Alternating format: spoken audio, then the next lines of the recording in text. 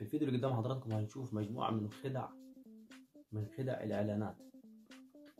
خدع الإعلان طبعا زي ما انتم عارفين احنا بنشوف حاجات في الإعلانات طبعا، وبنشوف حاجات تاني خالص في الطبيعة لما بنحاول نقلد. زي ما انتم شايفين بيعمل بحط فحم، بحط المنتج اللي هو ممكن يكون قزازة برفان وكده يعني، حواليها ورود بقى والدنيا وبخار، شغل عالي. لكن انت شفت الاول شوف بقى بشكل الاعلان كان عامل ازاي. الاهتزازات وكده بيخليك تشوف الفراولة حاجة روعة.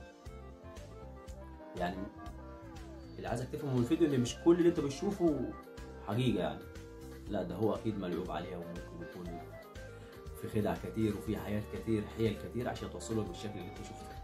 مش طبعا خدع حليب تتحرك الحليب ازاي عشان يديك الشكل الضبابي، وهو اساسا حليب، مش يحول له حليب، مش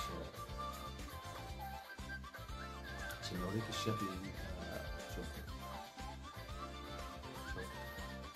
روعة. طبعا الفراولة في الكاميرا محطوطة بحيث تتحرك الكاميرا مع الفراولة نفسها، هي وضعها في الشوكولاتة. لا شكلها لا دي جميلة، حتى لو كانت خدعة برضه خدعة حلوة، خدعة تعجبك. شرائح تفاح، فواكه مقطعة طبعا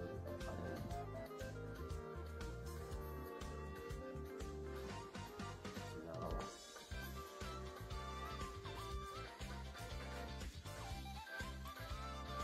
الشكل الإضاءة اللي من تحت عشان الإضاءة الأولى، الإضاءة الثانية بيعمل أكثر من لا روعة. حياة متعوب عليها.